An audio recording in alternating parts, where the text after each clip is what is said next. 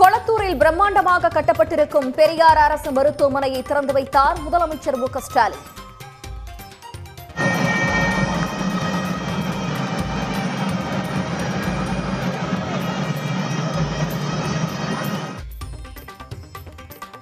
உள்ளாட்சி அமைப்புகளில் மாற்றுத்திறனாளிகளுக்கு நியமன கவுன்சிலர் பதவி வழங்கப்படும் எனவும் அறிவிப்பு.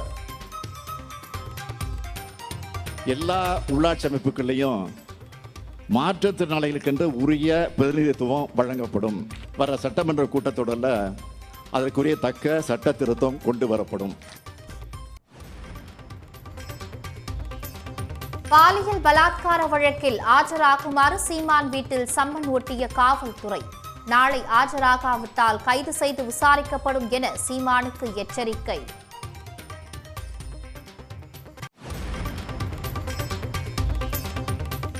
பாலியல் பலாத்கார வழக்கில் ஆஜராகுமாறு சீமான் வீட்டில் சம்மன் ஒட்டிய காவல்துறை. நாளை ஆஜராகாவிட்டால் கைது செய்து விசாரிக்கப்படும் என சீமானுக்கு எச்சரிக்கை.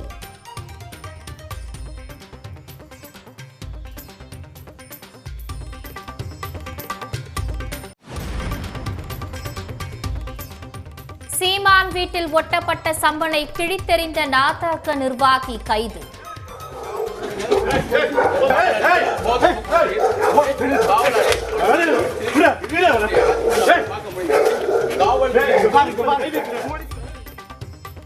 சீமான் வீட்டிற்கு சென்ற போலீசாரை துப்பாக்கியை காட்டி மிரட்டிய வீட்டு காவலாளி மீது கொலை முயற்சி வழக்கு பதிவு.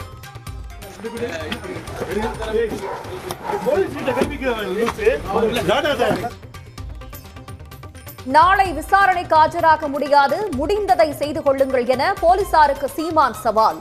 இதுவரை என்ன மாதிரியான விசாரணை நடந்துள்ளது என நீதிமன்றம் மீதும் சீமான் விமர்சனம். அங்க இருந்த ஒரு மகான் அவர் இதுல இல்லை விசாரிக்க வேண்டும், விசாரிச்சுட்டுல தீர்ப்பு எழுதணும். இதெல்லாம் நடந்திருக்குன்னு சொல்லிட்டு தீர்ப்பு எழுதுனா விசாரணை எப்படி நடக்கும்? எந்த மாதிரி நாடு, எந்த மாதிரி சட்டங்கள், எந்த மாதிரி மன்றங்கள், எந்த மாதிரி நீதிகள்ங்கிறது நீங்க தான் பார்க்கணும். தொகுதி மறுசீரமைப்பு குறித்த உள்துறை அமைச்சர் அமித்ஷா விளக்கத்தை ஏற்க முடியாது என பாமக நிறுவனர் ராமதாஸ் திட்டவட்டம். பாஜக ஆதிக்கத்தை எதிர்த்து நிற்கும் தென் மாநிலங்களின் அரசியல் செல்வாக்கை குறைக்கும் சதி என கர்நாடக முதலமைச்சர் சித்தராமையா குற்றச்சாட்டு.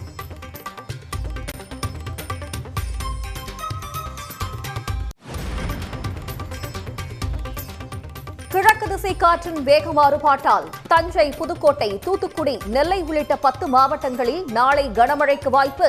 குமரி, தூத்துக்குடி, தென்காசி, ராமநாதபுரம் உள்ளிட்ட 6 மாவட்டங்களில் நாளை மறுநாள் கனமழை பெய்யக்கூடும் என கணிப்பு.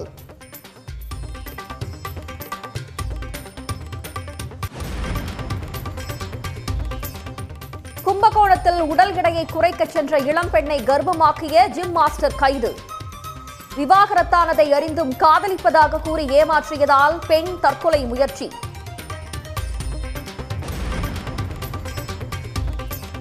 சென்னையில் ஆபரண தங்கத்தின் விலை சவரனுக்கு 320 ரூபாய் குறைந்தது. ஒரு சவரன் 64,080 ரூபாய்க்கு விற்பனை.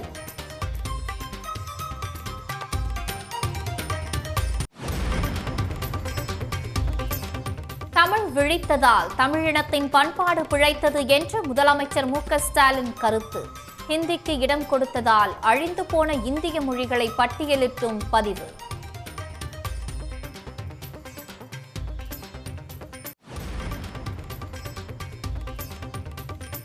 தமிழ்நாடு பயணத்தை திடீர் என்று ரத்து செய்தார் ஒன்றிய கல்வி அமைச்சர் தர்மேந்திர பிரதான்.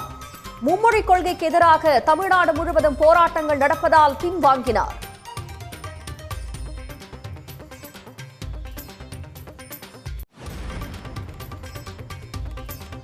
மளிகை கடைகளுக்கான தொழில் உரிம கட்டணத்தை குறைக்க சென்னை மாநகராட்சி கூட்டத்தில் தீர்மானம். வணிக வளாக கடைகளின் வாடகை உயர்வை 5% குறைக்கவும் நடவடிக்கை.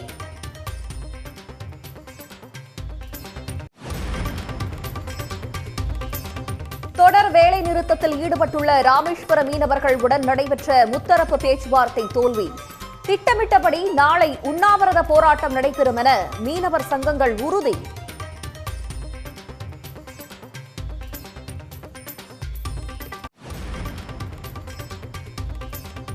கர்நாடகாவில் பிளாஸ்டிக் தாள்களை பயன்படுத்தி இட்லியை வேக வைக்க தடை. பாலித்தீன் தாள்களை பயன்படுத்துவதால் புற்றுநோய் ஏற்படும் என்ற அச்சத்தால் கர்நாடக அரசு நடவடிக்கை.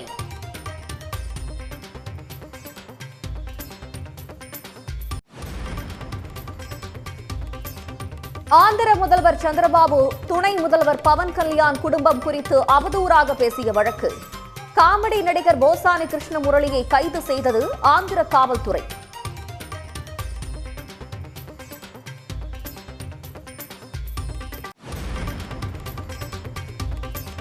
அஜித்குமார் நடித்துள்ள குட் பேட் அக்லி படத்தின் டீசர் நாளை மாலை 7:03 மணிக்கு வெளியீடு.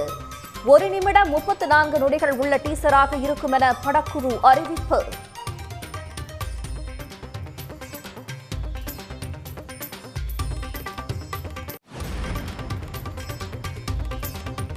வங்கதேசம் பாகிஸ்தான் அணிகளுக்கு இடையிலான கிரிக்கெட் போட்டி மழையால் ரத்து. இரு அணிகளும் சாம்பியன்ஸ் டிராபி தொடரில் இருந்து ஏற்கனவே வெளியேறிய நிலையில் தலா 1 புள்ளி பகிர்ந்தளிப்பு. நடிகை பாலியல் வன்கொடுமை வழக்கில் விசாரணைக்கு ஒத்துழைக்காவிட்டால் கைது செய்ய நேரிடும் என சீமான் வீட்டில் ஒட்டப்பட்ட சம்மன் கிழிக்கப்பட்டது.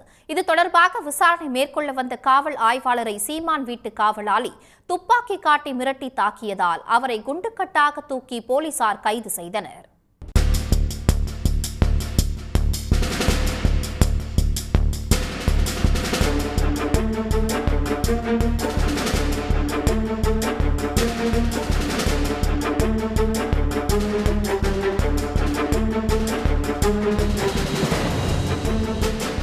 நாத்தக ஒருங்கிணைப்பாளர் சீமான் தம்மை திருமணம் செய்து கொள்வதாக உறுதியளித்து பாலியல் வன்கொடுமை செய்ததாக நடிகை விஜயலட்சுமி புகார் அளித்திருந்தார்.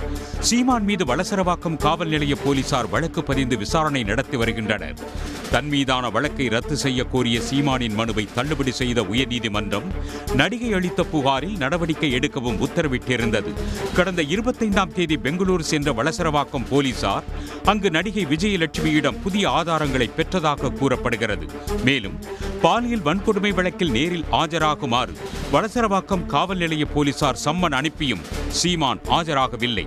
அதே சமயத்தில் 4 வார காலம் அவகாசம் கேட்டு வழக்கறிஞர் குழு மூலம் சீமான் கடிதம் கொடுத்துள்ளார். இந்நிலையில் காவல் அதிகாரிகள் நீலாங்கரையில் உள்ள சீமான் வீட்டுக்கு சென்றனர். அப்போது சீமான் நாளை காலை 11 மணி அளவில் ஆஜராக வேண்டும் என்றும் தவறும் பட்சத்தில் கைது நடவடிக்கை பாயும் என்றும் உத்தரவிடப்பட்டுள்ள சம்மனை வழங்கினர். மேலும் அவரது வீட்டிலும் சம்மன் ஒட்டப்பட்ட நிலையில் அந்த சம்மனை நாத்தாக்கா தொண்டர் சுபாகர் கிழித்ததால் பரபரப்பு ஏற்பட்டது.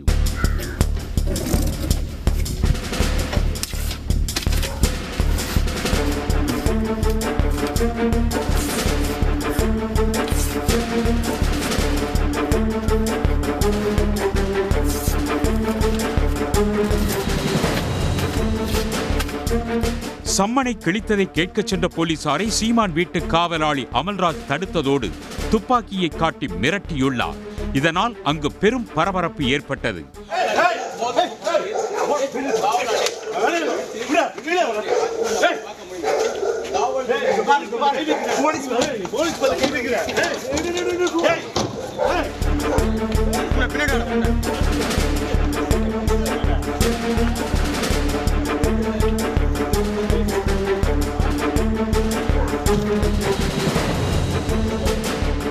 போலீசாரை தடுத்து தாக்கிய காவலாளி அமல்ராஜ், நாத்தாக்கா தொண்டர் சுபாகர் ஆகிய இருவரை காவல்துறையினர் கைது செய்தனர். போலீசார் தாக்கப்பட்ட சம்பவத்துக்கு சீமானின் மனைவி கயல்விழி மன்னிப்பு கேட்டார்.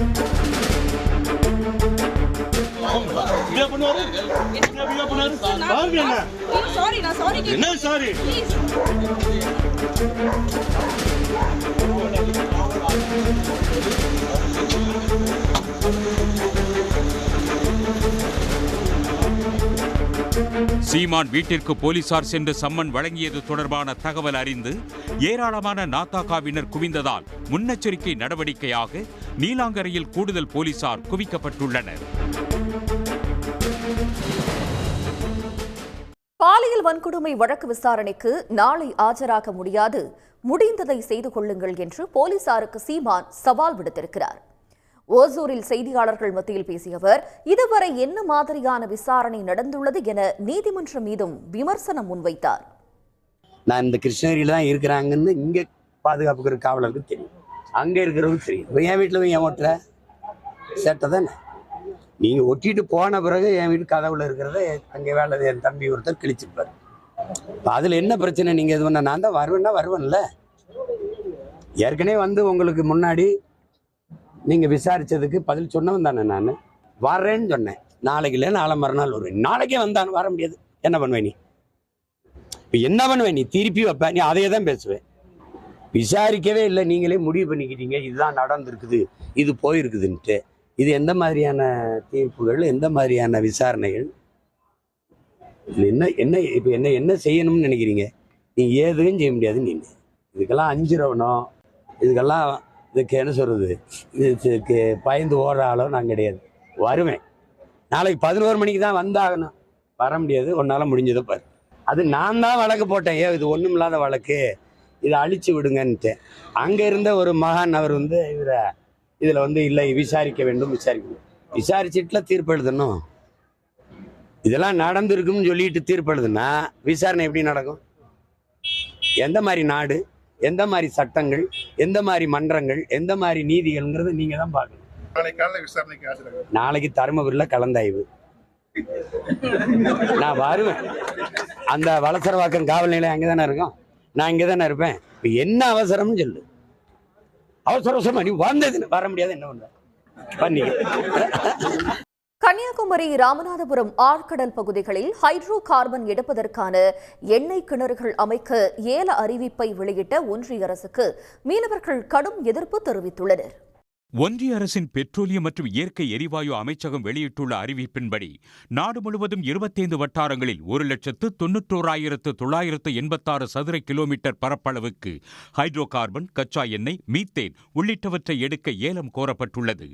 இதில் தென் தமிழக ஆழ்கடலில் 9,990 சதுர கிலோமீட்டர் பரப்பும் எரிவாயு எடுக்கப்படும் பகுதிக்குள் வருகிறது.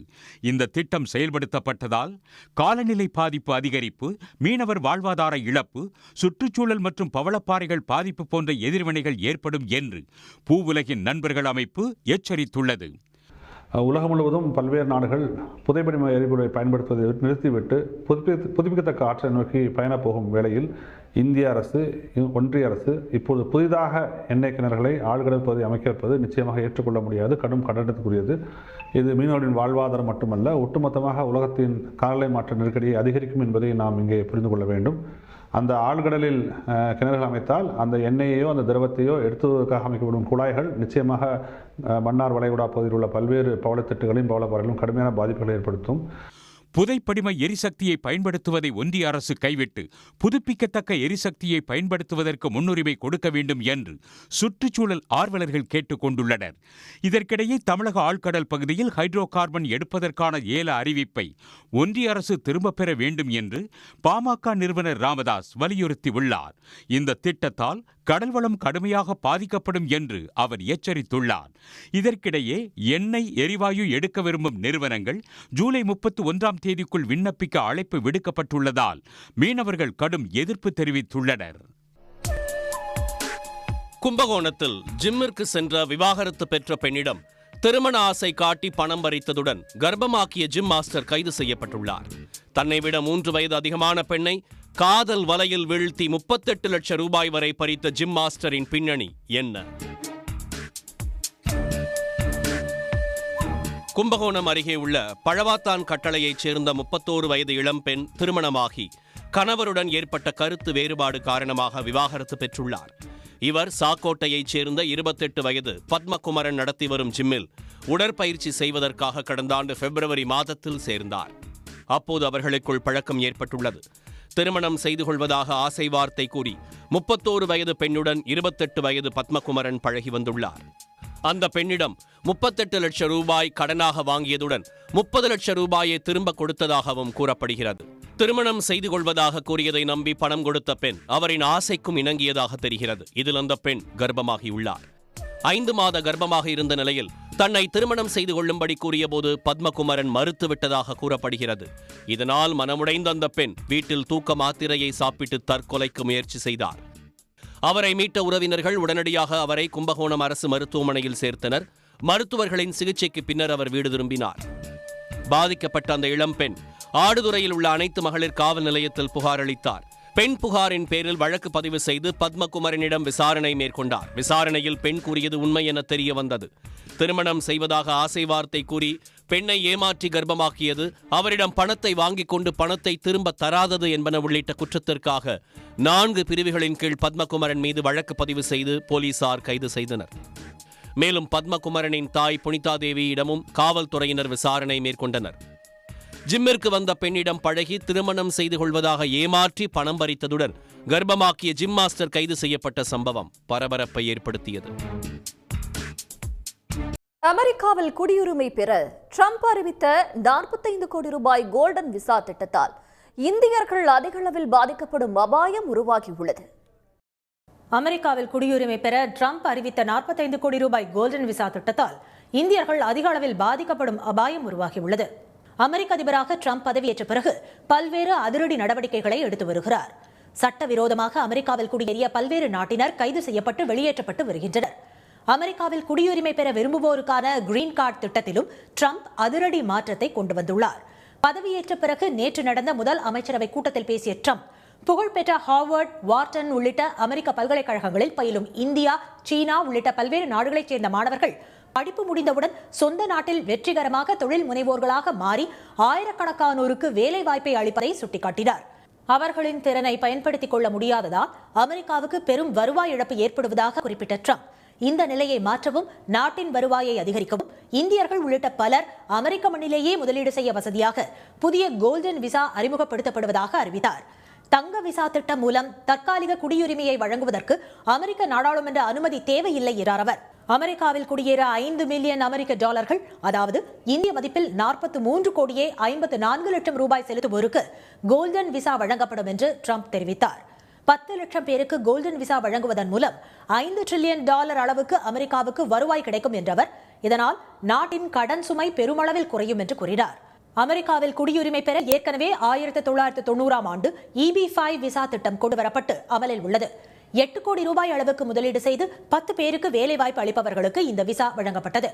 ஆனால் தற்போது அதற்கு மாற்றாக வரும் கோல்டன் விசா பெறுவதற்கான தொகை சுமார் 45 கோடி ரூபாயாக அதிகரிக்கப்பட்டுள்ளது.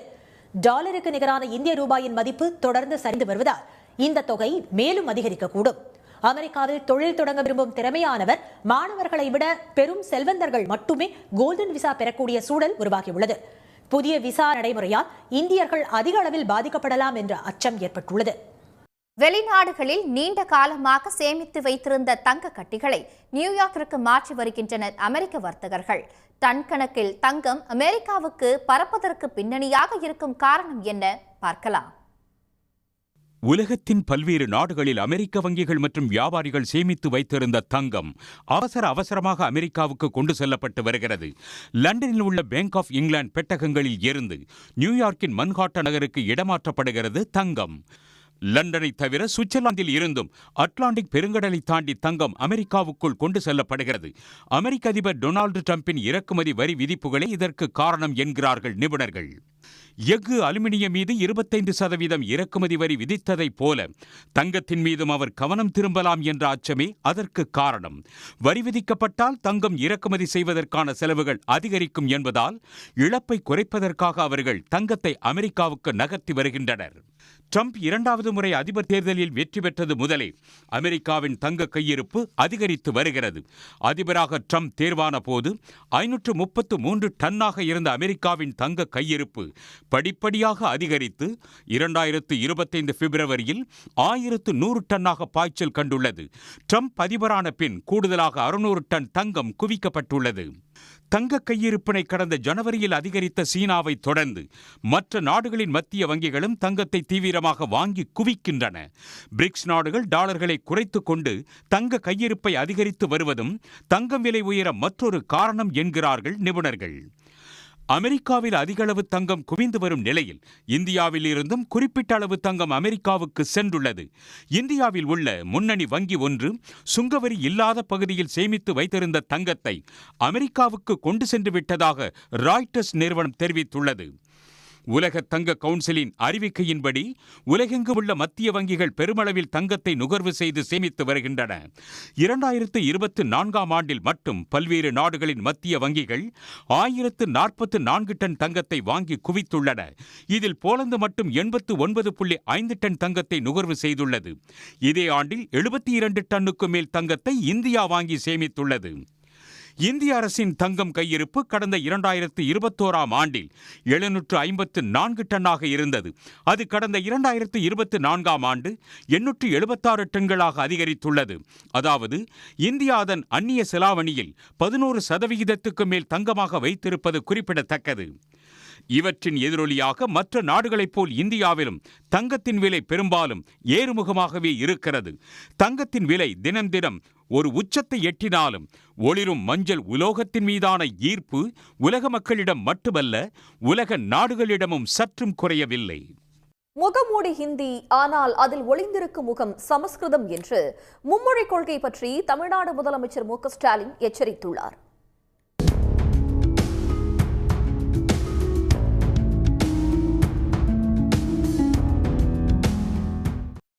இந்தி திணிப்பை எதிர்ப்போம் என்ற தலைப்பில் மொழி போராட்ட வரலாற்று பின்னணியின் 3வது மடலை முரசொலி ஏட்டில் தமது கட்சி தொண்டர்களுக்கு முதலமைச்சர் மு.க. ஸ்டாலின் எழுதியுள்ளார்.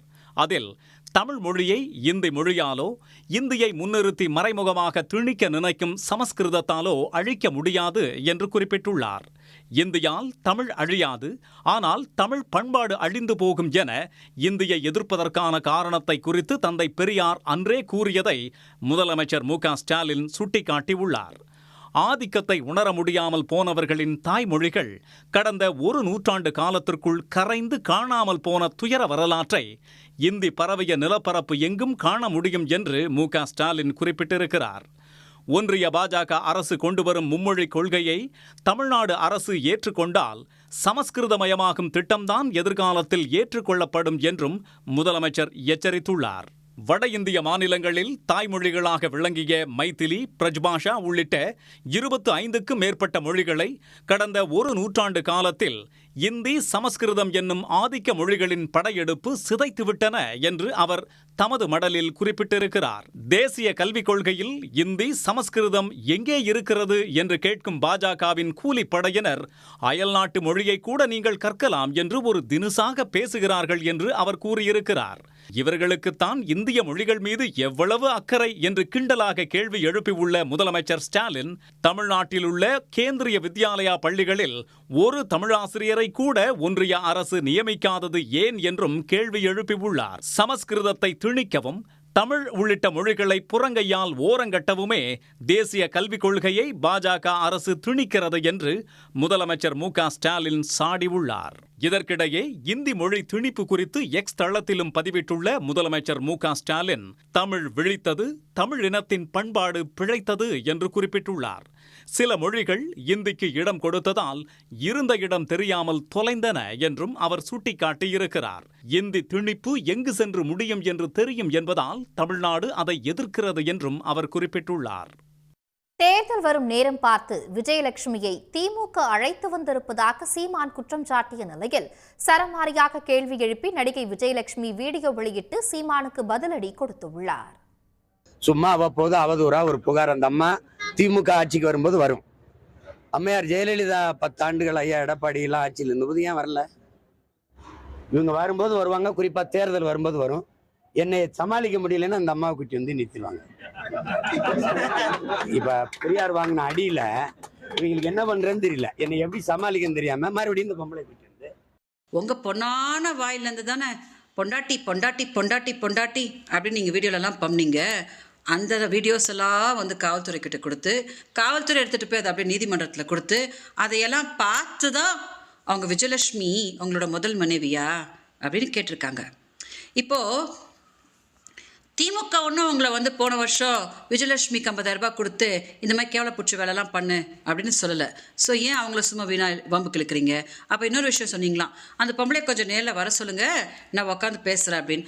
நான் காத்துட்ருக்க சீமானவர்களே, உங்களை நேரில் பார்த்து என்னைய பார்த்தா உனக்கு எப்படா தெரியுது அப்படின்னு கேட்கணுன்னு நான் காத்துட்டு தான் இருக்கேன். கொஞ்சம் காவல்துறை கிட்ட சொல்லுங்கள், உடனே அதுக்கு அரேஞ்ச் பண்ணிவிடுவாங்க.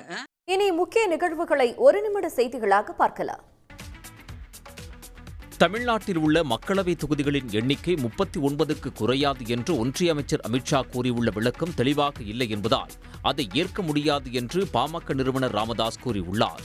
மக்களவை தொகுதிகளின் எண்ணிக்கை எத்தனை விழுக்காடு அதிகரிக்கப்படுகிறதோ அதே விழுக்காடு அளவுக்கு தமிழ்நாட்டிலும் மக்களவை தொகுதிகளின் எண்ணிக்கை அதிகரிக்கப்படும் என்று அமைச்சர் அமித்ஷா கூறவில்லை என்று ராமதாஸ் சுட்டிக்காட்டியிருக்கிறார். மக்களவை தொகுதிகளின் எண்ணிக்கை 1/3 உயர்த்தப்பட்டு 721ஆக அதிகரிக்கப்பட்டால் தமிழ்நாட்டின் மக்களவை தொகுதிகளின் எண்ணிக்கை 52ஆக உயர்த்தப்பட வேண்டும் என்று ராமதாஸ் வலியுறுத்தியுள்ளார். மொத்த தொகுதிகளின் எண்ணிக்கை 888ஆக உயர்ந்தால் தமிழ்நாட்டுக்கு 64 தொகுதிகள் வேண்டும் என்றும் ராமதாஸ் வலியுறுத்தியுள்ளார். மொத்த எம்பிக்களின் எண்ணிக்கையில் தமிழ்நாட்டுக்கு 7.20% தொகுதிகளுக்கு உத்தரவாதம் தேவை என்று அவர் கேட்டுக் கொண்டுள்ளார். இது தொடர்பாக மார்ச் 5ஆம் தேதி நடைபெறும் அனைத்துக் கட்சி கூட்டத்தில் பாமக பங்கேற்கும் என்று ராமதாஸ் அறிவித்துள்ளார்.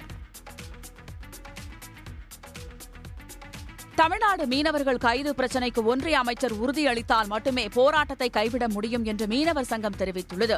இலங்கை சிறையில் உள்ள மீனவர்கள் மற்றும் படகுகளை விடுவிக்க கோரி ராமேஸ்வரம் மீனவர்கள் 4வது நாளாக வேலை நிறுத்தத்தில் ஈடுபட்டுள்ளனர். இதனிடையே ராமேஸ்வரம் வட்டாட்சியர் அலுவலகத்தில் நடைபெற்ற முத்தரப்பு பேச்சுவார்த்தையில் மீனவர்களின் மீட்பு நடவடிக்கைகளை அரசு மேற்கொண்டு வருவதால் உண்ணாவிரதத்தை மறுபரிசீலனை செய்ய அதிகாரிகள் கேட்டுக் கொண்டனர். இதனை ஏற்க மறுத்த மீனவர் சங்கம் ஒன்றிய அமைச்சர் உறுதியளித்தால் மட்டுமே போராட்டத்தை கைவிட முடியும் என்றனர். நாளைக்கு காலையில 9 மணிலிருந்து தங்கச்சி மடத்தில் ஆட்டோ ஸ்டாண்டுக்கு அருகில் நாங்கள் உண்ணாவிரத போராட்டம் அறிவிச்சிருக்கோம். இந்த போராட்டம் தொடர் போராட்டமா இருக்கு. எங்களுக்கு மத்திய அரசுல இருந்து மத்திய அமைச்சர் இந்த மீனவர்கள் பிரச்சனையை நான் உடனடியாக தீர்க்கிறேன், இலங்கையில் உள்ள மீனவர்களையும் படகையும் உடனடியாக விடுதலை செய்யக்கூடாது நடவடிக்கை எடுக்கிறேன், இந்த மீனவர் பிரச்சனைக்கு இலங்கை இந்திய மீனவர் பிரச்சனை நிரந்தரமா பேசி நல்ல ஒரு முடிவு எட்டி தர்றோம் சொல்ற வரைக்கும் எங்களுடைய போராட்டம் தொடர் போராட்டமா இருக்கு. இதனிடையே திட்டமிட்டபடி நாளை தங்கச்சி மடத்தில் உண்ணாவிரத போராட்டம் நடைபெறும் என்று ராமேஸ்வரம் மீனவர் சங்கம் தெரிவித்துள்ளது. ஈரோட்டில் இன்று அதிகபட்சமாக 99 டிகிரி ஃபாரன்ஹீட் வெப்பம் பதிவான நிலையில் கொளுத்தும் வெயிலால் அனல் பறக்கும் சாலைகளில் பயணிக்க முடியாமல் வாகன ஓட்டிகள் பரிதவிப்புக்கு ஆளாகினர். கோடை காலம் தொடங்கும் முன்னரே ஈரோட்டில் கடந்த 2 வாரங்களாக பகலில் வெயில் வாட்டி வருகிறது. நடப்பாண்டில் முதன்முறையாக கடந்த 24ஆம் தேதி ஈரோட்டில் அதிகபட்சமாக 100 டிகிரி ஃபாரன்ஹீட் வெப்பம் பதிவான நிலையில் இன்று 99 டிகிரி ஃபாரன்ஹீட் வெப்பம் நிலவியது. வெயிலுடன் அனல் காற்றும் வீசுவதால் சாலைகளில் செல்ல முடியாமல் வாகன ஓட்டிகள் சிரமத்திற்கு ஆளாகினர்.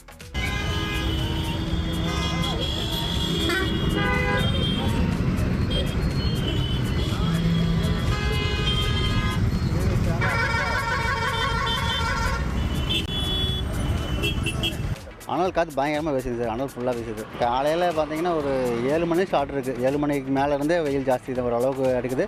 மத்தியானம் 1 மணிக்கு மேலே வரைக்கும் பார்த்தீங்கன்னா வெயில் ஜாஸ்தியாக தான் வந்துட்டு இருக்கு.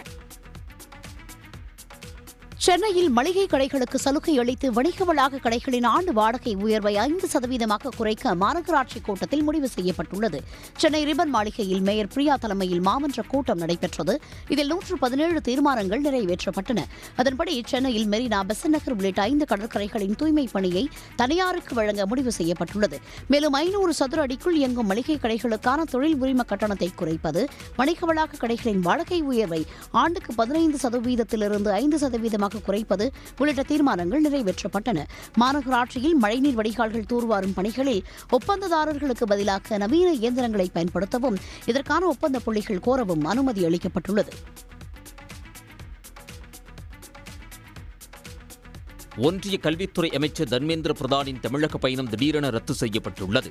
சென்னை ஐஐடியில் நாளை நடைபெறும் நிகழ்வில் பங்கேற்க இருந்த நிலையில் தர்மேந்திர பிரதானின் தமிழக பயணம் ரத்து செய்யப்பட்டுள்ளதாக அறிவிக்கப்பட்டுள்ளது. இந்த நிகழ்ச்சியில் தர்மேந்திர பிரதானுக்கு பதிலாக கல்வித்துறை இணையமைச்சர் சுகந்த மஜும்தார் பங்கேற்க உள்ளார். மும்மொழி கொள்கைக்கு எதிராகவும் ஒன்றிய அரசுக்கு எதிராகவும் தமிழ்நாடு முழுவதும் திமுக மாணவரணி உள்ளிட்ட பல்வேறு அமைப்புகள் போராட்டத்தில் ஈடுபட்டு வருகின்றன. இதேபோல் தமிழ்நாடு வரும் தர்மேந்திர பிரதானுக்கு கருப்பு கொடி காட்ட உள்ளதாக காங்கிரஸ் உள்ளிட்ட கட்சிகள் அறிவித்திருந்தன. இந்த சூழலில் ஒன்றிய கல்வி அமைச்சரின் பயணம் ரத்து செய்யப்படுவதாக அறிவிக்கப்பட்டுள்ளது. சென்னை திருவொற்றியூரில் அதிமுக சார்பில் நடைபெற்ற பொது விருந்து நிகழ்ச்சியை முன்னாள் அமைச்சர்கள் புறக்கணித்தது கட்சியினரிடையே சலசலப்பை ஏற்படுத்தியுள்ளது. ஜெயலலிதாவின் 77வது பிறந்த நாளை முன்னிட்டு இளம்பெண்கள் பாசறை சார்பில் பொது விருந்து நிகழ்ச்சி திருவொற்றியூர் எல்லையம்மன் கோயில் அருகே ஏற்பாடு செய்யப்பட்டது. இதில் சிறப்பு விருந்தினராக பங்கேற்கும்படி முன்னாள் அமைச்சர்கள் வளர்மதி மற்றும் கோகுல இந்திரா ஆகியோருக்கு அழைப்பு விடுக்கப்பட்டிருந்தது. ஆனால் குறித்த நேரமாகியும் அவர்கள் வராததால் இலை முன் காத்திருந்த மக்களுக்கு இளம்பெண்கள் பாசறை மாநில துணை செயலாளர் சுபா உணவு பரிமாறியுள்ளார். அன்னதானம் நடைபெறுகிறது. 18ஆம் ஆண்டு சமபந்தி போஜனம்.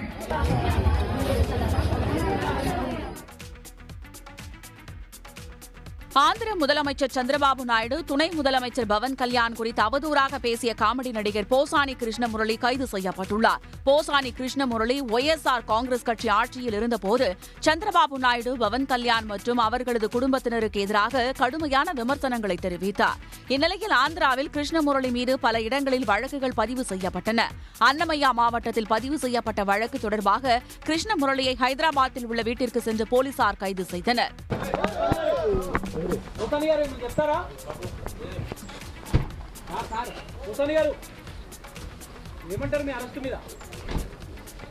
கிருஷ்ணமுரளி கைது செய்யப்பட்டதற்கு ஒய்எஸ்ஆர் காங்கிரஸ் கட்சி தலைவர் ஜெகன்மோகன் ரெட்டி கண்டனம் தெரிவித்துள்ளார். மேலும் கிருஷ்ணமுரளி மனைவிக்கு ஆறுதல் தெரிவித்து சட்ட ரீதியாக உதவி வழங்குவதாக உறுதியளித்தார். புனேவில் பேருந்தில் வைத்து இளம்பெண் பாலியல் வன்கொடுமை செய்யப்பட்ட வழக்கில் தேடப்படும் நபர் கரும்பு தோட்டத்தில் பதுங்கியிருப்பதாக கிடைத்த தகவலின்படி அங்கு ட்ரோன் கேமராக்களை பறக்கவிட்டு போலீசார் தேடினர். கடந்த 25ஆம் தேதி புனேவில் உள்ள ஸ்வர்கேட் பேருந்து நிலையத்தில் நிறுத்தப்பட்டிருந்த பேருந்தில் இளம்பெண் பாலியல் வன்கொடுமை செய்யப்பட்ட சம்பவம் மகாராஷ்டிராவில் அதிர்ச்சியை ஏற்படுத்தியது. குற்றவாளியை பிடிக்க 13 தனிப்படைகள் அமைக்கப்பட்டு தீவிர தேடுதல் வேட்டையில் ஈடுபட்டுள்ளனர்.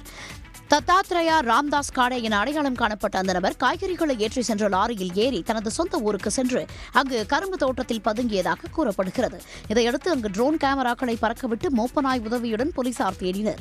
இதனிடையே குற்றவாளி குறித்து தகவல் அளிப்பவர்களுக்கு 1 லட்சம் ரூபாய் பரிசு வழங்கப்படும் எனவும் காவல்துறை அறிவித்துள்ளது.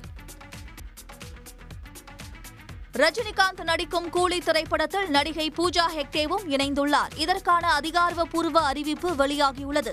சன் பிக்சர்ஸ் தயாரிப்பில் லோகேஷ் கனகராஜ் இயக்கத்தில் ரஜினிகாந்த் நடிக்கும் கூலி திரைப்படத்தின் படப்பிடிப்பு நடைபெற்று வருகிறது. படப்பிடிப்பு தொடங்கியது முதல் அவ்வப்போது வெளியாகும் அப்டேட்டுகள் ஒவ்வொன்றும் ரசிகர்களிடம் பெரும் வரவேற்பை பெற்று வருகின்றன. ரஜினிகாந்த் பிறந்த நாளான கடந்த டிசம்பர் 12ஆம் தேதியன்று அனிருத் இசையில் டி ராஜேந்தர் குரலில் வெளியான சிக்கிட்டு என்ற பாடல் துணுக்கு ரசிகர்களால் கொண்டாடப்பட்டது.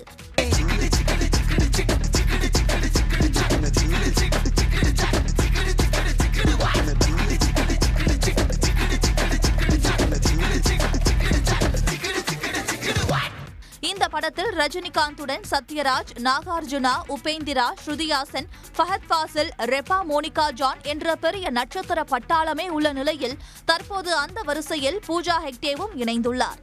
இதற்கான அதிகாரப்பூர்வ அறிவிப்பை பட தயாரிப்பு நிறுவனமான சன் பிக்சர்ஸ் அறிவித்துள்ளது. தடை செய்யப்பட்ட குட்கா, பான் மசாலா உள்ளிட்ட பொருட்களை விற்ற 1000க்கும் மேற்பட்ட கடைகளுக்கு சீல் வைக்கப்பட்டுள்ளதாக அமைச்சர் மா சுப்பிரமணியன் தெரிவித்துள்ளார். சென்னை கொட்டிவாக்கம் ஒய்எம்சிஏ பேருந்து நிறுத்தத்தில் இருந்து மாணவ மாணவிகள் பயன்பெறும் வகையில் புதிய வழித்தட பேருந்து சேவையை அமைச்சர் மா சுப்பிரமணியன் தொடங்கி வைத்தார். பிறகு செய்தியாளர்கள் மத்தியில் பேசிய அவர், சிறார்களுக்கிடையே அதிகரிக்கும் போதை பழக்கத்தை தவிர்க்க மாநிலம் முழுவதுமாக களங்கரை என்ற பெயரில் 25 இடங்களில் போதை மீட்பு மையம் தொடங்கப்பட்டுள்ளதாக குறிப்பிட்டுள்ளார். பல்வேறு துறைகள் ஒருங்கிணைத்து முதலில் அவர்களுக்கு அறிவுறுத்துதல், பிறகு அதை சீஸ் பண்ணுறது, அதுக்கப்புறம் கடைக்கு சீல் வைக்கிறது, இந்த மாதிரி ஆயிரக்கணக்கான கடைகள் இப்போது சீல் வைக்கப்பட்டிருக்கிறது. இதில் தொடர்ச்சியாக ஈடுபடுபவர்கள் போதைப்பொருள் நடமாட்டத்துக்கு உறுதுணையாக இருந்து தொடர்ச்சியாக ஈடுபவருடைய சொத்துக்கள் எல்லாமும் கூட பறிமுதல் செய்யப்பட்டிருக்கிறது. அவருடைய வங்கி கணக்குகளும் முடக்கம் செய்யப்பட்டிருக்கிறது. தமிழ்நாட்டின் முக்கிய நிகழ்வுகளை எக்ஸ்பிரஸ் செய்திகளாக பார்க்கலாம். கிழக்கு திசை காற்றின் வேக மாறுபாட்டால் தமிழ்நாட்டில் நாளை 10 மாவட்டங்களிலும் நாளை மறுநாள் 6 மாவட்டங்களிலும் கனமழை பெய்ய வாய்ப்பு உள்ளதாக வானிலை ஆய்வு மையம் தெரிவித்துள்ளது. கன்னியாகுமரி, நெல்லை, தென்காசி, தூத்துக்குடி, விருதுநகர், ராமநாதபுரம், புதுக்கோட்டை, சிவகங்கை, தஞ்சாவூர், மதுரை ஆகிய 10 மாவட்டங்களில் ஓரிரு இடங்களில் நாளை கனமழை பெய்ய வாய்ப்புள்ளது. நாளை மறுநாள் குமரி, நெல்லை, தென்காசி, தூத்துக்குடி, விருதுநகர் மற்றும் ராமநாதபுரம் மாவட்டங்களில் ஓரிரு இடங்களில் கனமழை பெய்யக்கூடும் என்றும், சென்னை நகரின் ஒரு சில இடங்களில் மிதமான மழை பெய்ய வாய்ப்புள்ளதாகவும் கணிக்கப்பட்டுள்ளது. நாளை ஓரிரு இடங்களில் அதிகபட்ச வெப்பநிலை 2 அல்லது 3 டிகிரி செல்சியஸ் அதிகமாக இருக்கக்கூடும் என்றும் தெரிவிக்கப்பட்டுள்ளது. தமிழ்நாட்டிற்கு கல்வி நிதியை தர மறுக்கும் ஒன்றிய அரசை கண்டித்து திருச்சியில் கல்வியாளர்கள் ஆர்ப்பாட்டத்தில் ஈடுபட்டனர். திருச்சி ஜங்ஷன் ரயில் நிலையம் எதிரே நடைபெற்ற இந்த ஆர்ப்பாட்டத்தில் மக்கள் கல்வி கூட்டியக்கம், தமிழ்நாட்டு கல்வி இயக்கம் உள்ளிட்ட 5 கல்வி அமைப்புகளைச் சேர்ந்தவர்கள் கலந்து கொண்டனர். தமிழ்நாட்டிலிருந்து வரி பணங்களை சூறையாடி கொண்டு சென்று கொண்டிருக்கக்கூடிய இந்திய அரசு மிரட்டுகிறது. உழைக்கக்கூடிய மக்கள் மட்டுமல்ல, அனைவருமே ஒன்று சேர்ந்து, தொழிலாளர்கள், பெண்கள் அனைவரும் ஒன்று சேர்ந்து மிக பெரும் போர் எழுச்சி கொள்வோம் என்று கூறி எச்சரிக்கிறோம். ஆளுநர்களுக்கே முழு அதிகாரம் வழங்கும் UGC வரைவு அறிக்கையை திரும்பப் பெற வேண்டும் உள்ளிட்ட கோரிக்கைகளும் ஆர்ப்பாட்டத்தில் முன்வைக்கப்பட்டன. நெல்லை மாவட்டம் அம்பை அடுத்த கருத்தம்பிள்ளையூர் பங்களா குடியிருப்பு பகுதிகளில் உலா வந்த யானை கூட்டத்தின் CCTV காட்சிகள் வெளியாகியுள்ளன.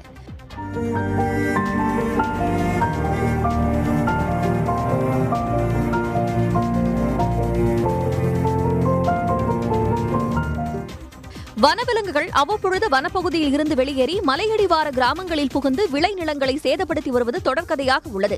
இந்நிலையில் பங்களா குடியிருப்பில் உள்ள ஹாலோ பிளாகா தொழிற்சாலைக்குள் புகுந்த யானை கூட்டம் அங்கிருந்த தென்னை மரங்களை சேதப்படுத்தி சென்றுள்ளது. யானை கூட்டங்களால் அந்த பகுதி மக்கள் பெரும் அச்சத்தில் உள்ளனர்.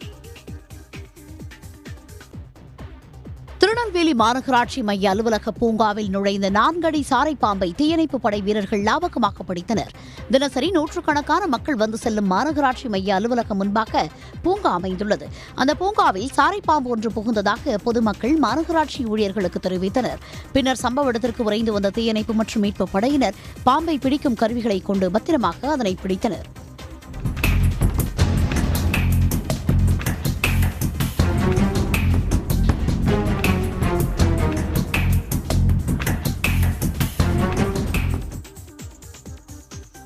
திருச்சி பஞ்சப்பூரில் கட்டப்பட்டு வரும் பேருந்து நிலைய பணிகள் முடியும் தருவாயில் உள்ளதால் அது தொடர்பாக அமைச்சர் KN நேரு நேரில் ஆய்வு செய்தார். பஞ்சப்பூர் பேருந்து நிலைய பணிகள் குறித்து அனைத்து துறை அதிகாரிகளுடன் கலந்தாய்வு கூட்டம் அமைச்சர் நேரு தலைமையில் நடைபெற்றது. பின்னர் செய்தியாளர்களை சந்தித்த KN நேரு மார்ச் 15ஆம் தேதிக்குள் பேருந்து நிலைய பணிகளை முடிப்பதற்கு அறிவுறுத்தியுள்ளதாக தெரிவித்தார். டவுன் பஸ்ஸஸ்லாம் அங்கேருந்து ஆப்ரேட் பண்ணுறோம். வயலூர் போகிறது, ஸ்ரீரங்கம் போகிறதுலாம் அது வழியாக தான் போகும். நேராகவும் போகும், இங்கேருந்து நேரடியாகவும் போகும். ஸ்ரீரங்கம் போகிறதுக்கு, வயலூர் போகிறது, Chathiram bus stand, central bus stand ஃபங்க்ஷனில் தான் இருக்கும். தெலுங்கு பேசும் மக்களை தொடர்ந்து அவதூறாக பேசி வருவதாக சீமான் மீது மயிலாப்பூர் DGP அலுவலகத்தில் புகார் அளிக்கப்பட்டுள்ளது. பின்னர் செய்தியாளர்களை சந்தித்த தெலுங்கர் முன்னேற்ற கழகத்தைச் சேர்ந்த நிர்வாகிகள் தெலுங்கு மக்களையும் தெலுங்கு மன்னர்களையும் தொடர்ந்து இழிவாக பேசும் சீமானின் செயல் கண்டனத்திற்குரியது என தெரிவித்தனர். சிறுபுலைத்தனமா நாம் தமிழர் சிறுபுலைத்தனமா நடந்துக்கிறாங்க. நாங்கள் தக்க பதிலடி கொடுக்க நிச்சயமா முடியும். அது ஒரு லா அண்ட் ஆர்டரை பிரச்சனையில கொண்டு போய் விட்டுரும். அந்த அளவுக்கு ஒர்த்து கிடையாது சீமான். அதனால தான் முறைப்படி காவல்துறையில் நாங்கள் இது கொடுத்து நடவடிக்கை எடுக்க சொல்லி கேட்டுட்ருக்கோம். சத்தியமங்கலம் அடுத்த புஞ்சை புளியம்பட்டி பால தண்டாயுதபாணி சுப்பிரமணியர் சுவாமி கோயிலில் மகா சிவராத்திரியை ஒட்டி வள்ளி கும்மி நடன நிகழ்ச்சி நடைபெற்றது. பெண்கள் மற்றும் ஆண்கள் ஒரே சீருடையில் வள்ளி கும்மி நடனமாடினர்.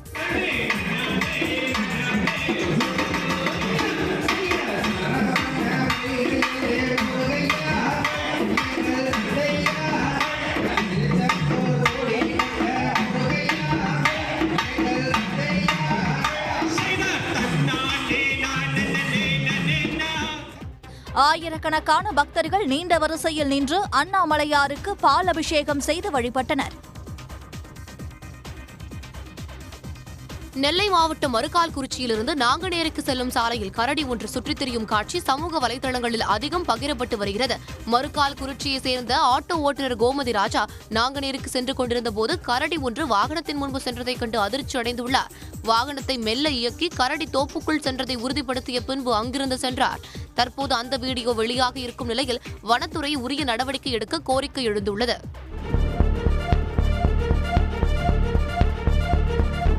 உடனுக்குடன் செய்திகளை தெரிந்து கொள்ள சன் நியூஸ் பெல் ஐகானை கிளிக் பண்ணுங்க.